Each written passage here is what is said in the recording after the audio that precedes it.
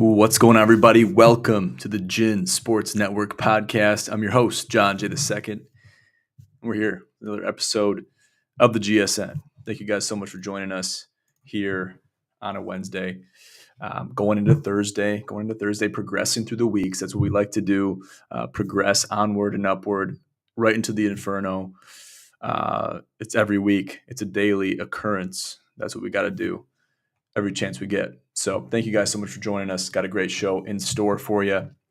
Got a lot of things to talk about. There's a lot going on in the sports world, as we know, as we've been seeing. So it's a lot to dive into. We're going to try to dive into it in a detailed way and talk about it and have some fun with it in the meantime.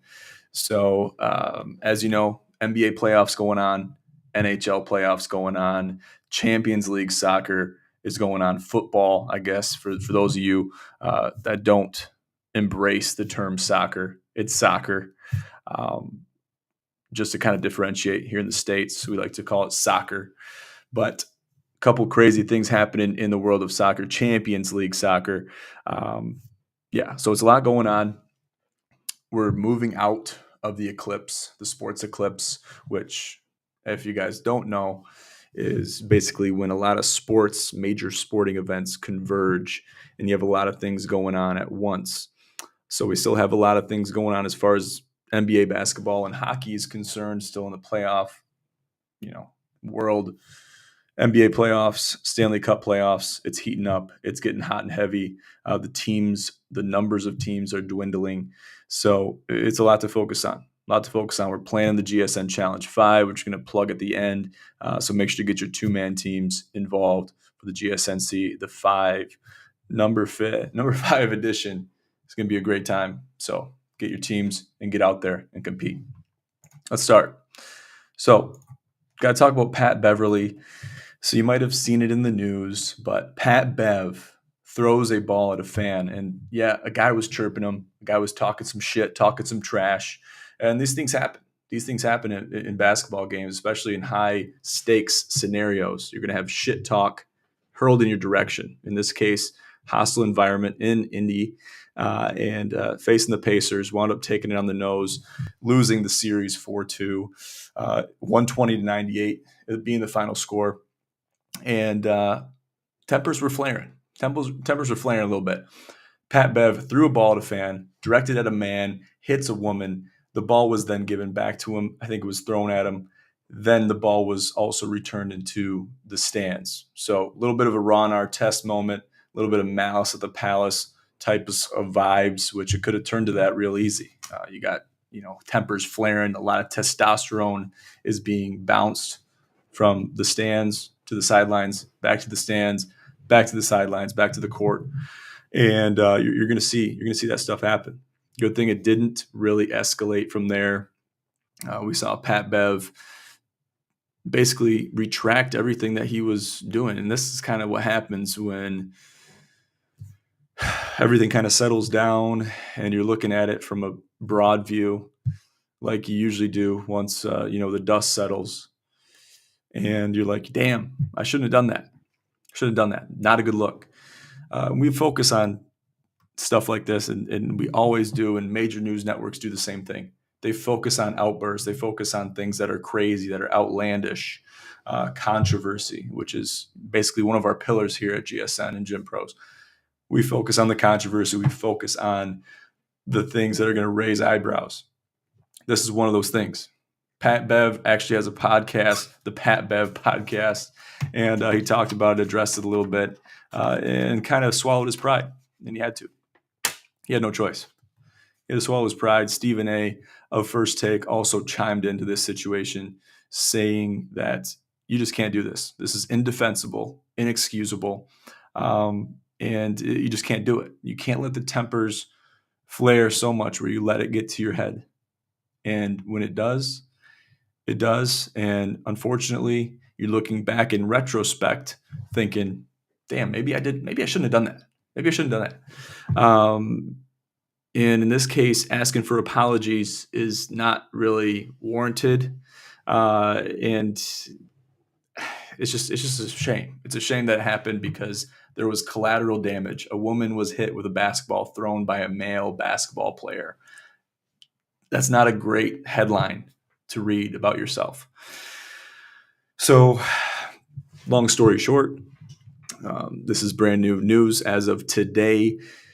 The Indianapolis police are opening an investigation on this incident, and they're going to talk about it, and they're going to look into it. They're starting a probe into Pat Bev to then assess fines and further penalties from that. So it's still unfolding. We're still going to see what happens. Milwaukee and the Bucks are out. The Pacers are advancing, and that's basically the end of the story. Joey Flames in the chat. Joey, hope you're doing well, buddy. Haven't seen you in a minute. He was wilding. Yes, he was. And that's a hell of an avatar. So Joey Flames said it first, said it well. He was wilding. Shouldn't have done that. But this is going to raise eyebrows and people are going to talk about it.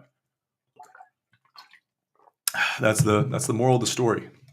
Is people are going to talk about it. And if you act out and you do things that are outlandish, people are going to talk about it.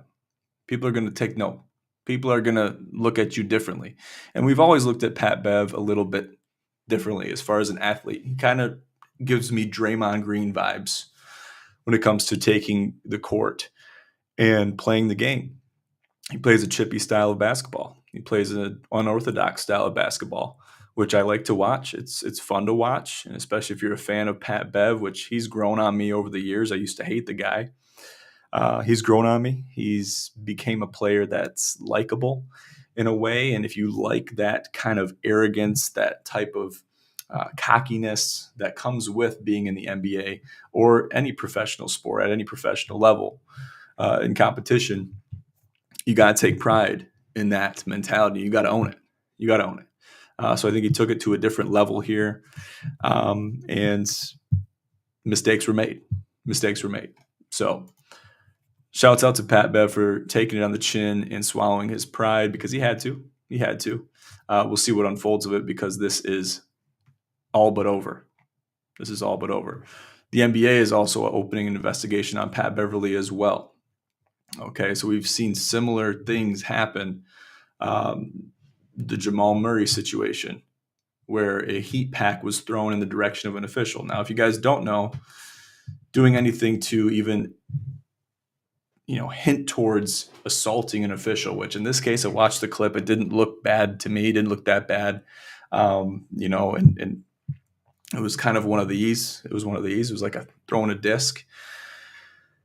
It didn't look that malicious to me. So if you have something like that, and you have, obviously, in the case of Pat Bev, a basketball was thrown deliberately at a fan. No, it's not an official. So you don't have that class 2 felony. But you still have I guess you can call it assault. You can call it whatever you want. There was malicious intent, if nothing else, with the Pat Bev situation. The Jamal Murray situation, because an official was involved, he was fined $100,000. And the NBA is looking into doing things like that. So it looks like the NBA and the league, Adam Silver, is not taking issues like this lightly, especially in the playoffs. So got to keep your wits about you, no matter what. Above all else, keep your wits about you. Because when you start thinking outlandishly, when you start thinking crazily, doesn't matter what situation you're in, this can be applicable to our daily lives as well as non-NBA athletes. When tempers flare, when things get crazy, keep your wits about you because in a lot of cases, that's all you got is your wits. So once you lose your wits, all bets are off. So we'll see what the NBA does. But it's an ongoing investigation, and we'll have to wait and see. Talking about Real Madrid jumping into Champions League football, Champions League soccer. Champions League football just kind of rolls off the tongue a little bit better than Champions League soccer. For whatever reason, that's just how it is. Okay, so we're looking at the second leg, Joselu. Real Madrid's Joselu, the striker. He's in tears after the victory against Bayern Munich today. They defeat Bayern 2-1, 4-3 in aggregate, and a huge win in extra time. It was kind of bordering extra time going into the 90th minute. Davies scored a huge goal in the 68th minute to make it 1-0, tying the aggregate score. And then Real Madrid comes back. Carlo Ancelotti is elated, and he didn't show it on the field, didn't show it on the pitch, but you knew how he was feeling. And if you don't remember, I was sharing an image on my story probably a week ago, and it was Carlo Ancelotti ripping a dart. Whether he's on the sidelines or on the pitch or not, times have obviously changed. Lifestyles have changed, I think, for Carlo. He's in his 60s now, so he's kind of taking care of his health a little bit more. But that was the vibes. Those were the vibes. That was the era that he grew up in when it came to soccer. That's the era that he knows. And I'm sure this moment in the Champions League, he wanted to light one up. And I wouldn't be surprised if he did. That locker room, all rules are off. Anything can happen. There's no smoking signs. So I bet darts were sparked in that locker room after that dub. And I'd be surprised if they weren't. So Joselu scores 2 goals in a matter of 3 minutes to go up 1 goal in the game and 1 goal in aggregate. So, I mean, you're talking about big time energy. Okay, this is serious stuff. He was in tears. He said, I could never imagined in my wildest dreams being in this situation, being in this scenario with this team, world class, going to the Champions League final to face Dortmund. I mean, it really doesn't get bigger than this. Doesn't get bigger than this. Okay, you're going to face Dortmund, who just knocked off PSG, and you're looking at a Champions League title. You're staring down the barrel at a Champions League title. So a lot to be said about Joselu's performance and the entire team's performance as a whole. And I really got a feel for Manuel Neuer, just because the first goal that he allowed was kind of a rebound goal. And I play a lot of FIFA, play a lot of FC24. And you guys see me playing that quite a bit. And I do play it, and I rage at my PC. I rage at my Xbox. I rage at my monitor because there's so many things that happen in that game that are just infuriating. And I witnessed that in real life, which maybe adds a little bit of sugar to the things that I've dealt with in my gaming days. To know what the veteran keeper, Manuel Neuer, is going through. He's got to be going through agony. He's blaming himself. Obviously, it's not his fault. The keeper can never blame themselves. Obviously, they're expected to make saves. They're expected to collect the ball. And he has a hell of a career to look back at. And he's still going to be playing. He's a veteran guy. He's playing. He's older against the field, at least in his 30s. So he's got some years left. Don't know how much time he's got left, but undoubtedly what happened against Bayern Munich in the final leg, that's tough. It's a tough pill to swallow. Making it this far, making it essentially to the semis in the Champions League. Tons of teams in the field to begin with. Qualifiers, got to qualify to play in the Champions League. Obviously, best clubs in the world. It's called the Champions League for a reason. It's no mistake that it's called the Champions League. It's a tough pill to swallow. But hats off to Real Madrid and Joselu for getting the job done, because they did. They did everything they had to do to get the job done. They will face Borussia Dortmund on June 1st in the Champions League final. Exciting stuff, man. Exciting stuff, man. Jeez, that Champions League song. Go ahead, Google it. Go to YouTube. Type in the Champions League anthem. And you're going to get chills. You will get chills. They play it before every game in the Champions League. Doesn't matter what stage they're in. And it's sends chills down your spine every time, at least for me. And I take pride in watching the Champions League, and I like it a lot. Going back to that game, though, real quick, if you watch the end of that game, there was a controversial offsides call that was made against Bayern Munich, where I thought it was a goal. Would have tied it, probably would have went to pens or went to extra time. I don't know how they handle it in the Champions League in a second leg scenario with being tied in the game, being tied on aggregate. The goal was called back. I don't know if the refs and the VAR officials wanted to get out of there quickly, but I watched the clip back and forth and back and forth and forth and back. And I couldn't see the offsides. Maybe there's something I wasn't seeing. I don't know what they were seeing or what angle they were looking at it by or from, but it looked clean. It wasn't the cleanest of goals or scenarios, build-ups, but the entire thing looked clean. And I couldn't pick apart the offsides call. I couldn't figure it out. I couldn't validate it. So go ahead and watch that back. Watch the Golasso recap of that game. And let me know what you think, because it looked like a goal. It could have been going extra time. That's how the cookie crumbles. Moving on. We got to talk about Nikola Jokic. So look at this guy. This guy just received the third MVP award in 4 years. He joins good company with Kareem Abdul-Jabbar being the only other center to do the same back in the 70s. Okay. Now he's thankful.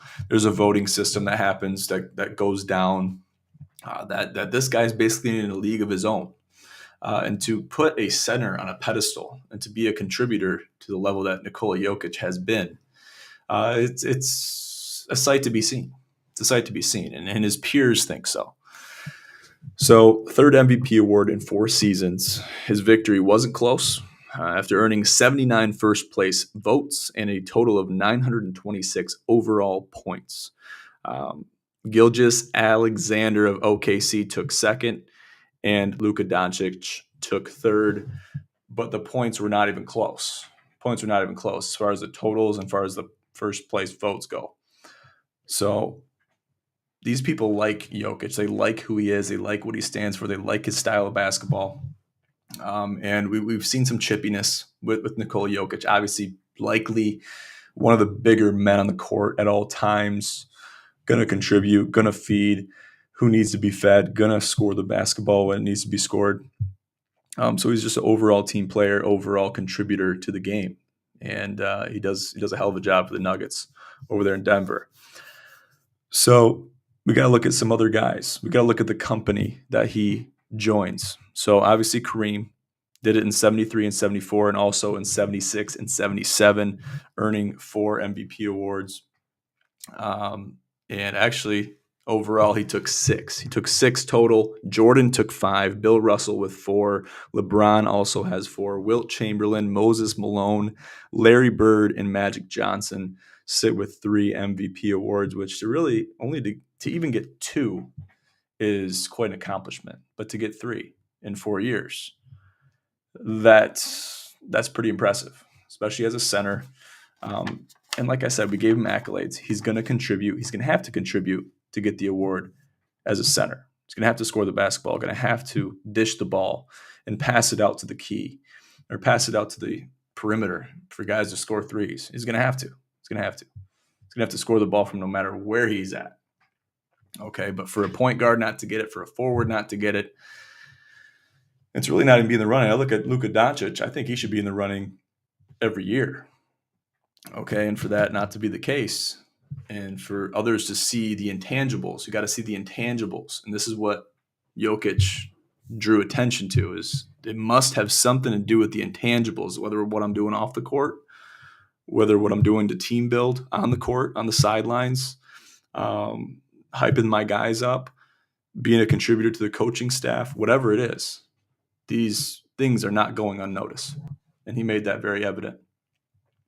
So Nikola Jokic, third MVP award in 4 years. Keep an eye on this guy. He's got a lot of years left. He's still a young man. And I'm expecting him to do great things. And his ceiling just keeps getting higher every single year. So I'm looking forward to watching this guy more and more as the years go by. Just because a good center, you cannot undermine, you cannot downplay a good center. You can't do it. You really can't do it. I mention all the time, I'm talking about my Michigan State Spartans like I'm getting blue in the face, which I feel like I'm getting blue in the face right now. And it's one of those things. It's a conversation that I have with myself constantly and with others on MSU Twitter, where it's like, when are we going to find our guy? When are we going to find our Adrian Payne? When are we going to find our Nick Ward? Is Xavier Booker it? And really, it comes down to that. Obviously, Mady Sissoko is not it. Okay, we've made that very clear. Izzo's made that clear. We know that. We've seen it. We've witnessed it. We've seen countless times where this has proven itself to us. So where is he at? Where is he going to come from? And how long do we have to wait? Because I'm getting tired of waiting. I know a lot of people are getting tired of waiting. And it's got to happen. It's do or die time. And Izzo knows that. He knows that. He's only got X amount of years left. Okay, let's be honest with ourselves. We would like to live in a fantasy world and think, you know what? Izzo's one of those guys. He's going to live forever. He's going to be a legacy guy, living legend. And he is. He's a Hall of Famer. But for Izzo and a lot of people that have been diehard Michigan State fans for a long time, that's not good enough. That doesn't sit well with them. And it shouldn't, because there's unfinished business. There's been unfinished business since the COVID year. Okay, when we didn't get a tournament. When Cassius and everybody was kind of culminating together, it was crescendoing into arguably one of the best teams Michigan State has seen since 2000. So it's frustrating. I could dive into it and talk about it, dissect it like a frog. I'm not going to do that. We got plenty of time to look forward to the preseason of college basketball. We still got college football to deal with. But we're going to do some forecasting. Got a GCP coming up. We got some good guys coming on. And it's going to be good. Going to have some good combos. Let's stick to relevant information, though. Talking about the NHL. 8 teams remain: Dallas and Colorado, Vancouver, Edmonton, which they're playing right now, Florida and Boston, New York, the Rangers, and Carolina, the Hurricanes. The Canes. Let's look at the standings. So Dallas and Colorado has 1 win. Vancouver, Edmonton, that's game 1 tonight. Florida and Boston, Florida just tied the series 1-1 with a huge win, 6-1 over Boston. The Rangers win a huge one in OT, double OT against Carolina. And the Rangers are rolling. There's nothing that can stop the Rangers right now. I don't see them not winning it. Okay, with how good the Canes have been playing and how good the Rangers are playing against the Canes, I mean, it's really hard for me to see Carolina even winning a game. They likely get shut out of this series, and they battled. They battled hard last night. It wasn't enough. And I'll be damned if they don't get shut out. And it's looking that way. Dallas and Colorado, that's going to be a chippy series. Vancouver, Edmonton, we got to see game 1. Florida and Boston, they tied that one up. That's going to be chippy too. Boston's shown to be streaky. They almost lost to Toronto. I mean, the writing's on the wall. They're feeling the pressure. So a lot of hockey to be played. I got a couple of my guys coming on. We're going to talk some NHL here in the coming weeks. And as the plot thickens, it's only going to get more interesting. It's only going to get more exciting. It's going to get more hype. We like this. We enjoy this. We thrive for this. So playoff hockey, when you're talking about playoff sports, it goes like this. Obviously, March Madness is 1. I got to put playoff hockey at 2. Okay, and then NFL playoffs. Then the World Series, okay, and then the NBA playoffs. Okay, so I mean, hockey's sitting at 2, right behind March Madness. That only tells you how I feel about the playoffs. The Stanley Cup playoffs hold a very high position in my heart, in my soul. I hold it in high regard, and I expect the most out of these players. They're laying it all on the field, on the ice, the playing surface. And I expect the best out of everybody. And everyone does. But there's blood, sweat, and tears. And intangibles. Don't forget about the intangibles, the things that we don't see. The chatter that happens on the ice. The chatter that happens in between the penalty boxes when it's a 4v4 situation. When an embellishment call is made and fines are handed out. Like it happened last night. I've seen 2 embellishment calls in the playoffs so far. And correct me if I'm wrong, but you don't see embellishment calls all that often in the game of hockey. I've seen 2. So for those that don't know, we'll just explain what embellishment is. Essentially, it's a flop. It's flop diving towards the ice, making an unnatural motion towards the ground, or in an attempt to draw the foul, which you'd like to see get called more in other sports. Okay. And it will, and it has to. Soccer being one, basketball being two. It's got to be called more in both. And there's calls that can be made in both of those sports to discourage that. I just wish it was discouraged more and brought down on these players with a more iron fist, because it has to. It can't be excused. So embellishment calls, they have to be made. In hockey, you don't see them a whole lot, but when you do see them, you know what you're looking for. So NHL playoffs, they're heating up. The Stanley Cup playoffs, who will get it? I'm leaning towards the Rangers right now. I'm just feeling really good about this New York Rangers team. They're very complete. They're very solid. Their chemistry is down. Their shifts are great. They get pucks down ice. They crash the boards. They get pucks deep a lot, and they have a lot of scoring chances. So I like this team from a complete perspective. Obviously, Edmonton, the Oilers, wanted them to win last year. Didn't happen that way. I'm pulling for Edmonton. If it's not the Rangers, I want Edmonton. And I wouldn't be mad about a Rangers-Edmonton final. I wouldn't. I encourage it, and I hope for it. So whatever happens, happens. But the NHL is a hell of a league. And these guys, I digress. It's a violent sport. It's war out there. It's battle constantly. And I like the hits. I like the violence. That's what I like to see. I like to see sport with violence. I don't like to see a sport with daisies and lollipops. Don't want to see it. Don't want to watch it. So we'll let you guys sit with that. Let that marinate. Feel it out. Watch hockey. Enjoy it. Enjoy every moment. Enjoy Champions League soccer too. Real quick, we got to talk about soccer. So I've heard from people that I know where they say, you know what? I didn't see any goals. Why do they have a keeper in the goal? Why is there a goalkeeper? The goal's big enough, and the ball is, it's tough enough to get into the final third. Why do they have a goalkeeper? Why are we finishing a game 0-0?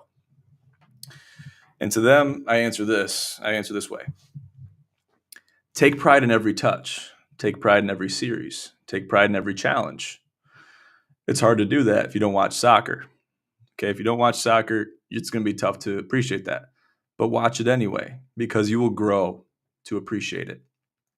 Whether or not it's fully appreciated the first time or not, it will be an acquired taste. And you will enjoy every touch. Even in a game 0-0, you'll be satisfied spending an hour and a half plus watching, because there's a lot to take pride in other than the scoring of goals. When goals are scored, that's icing on the cake. That's a cherry on top, sprinkles. But take pride in the small things.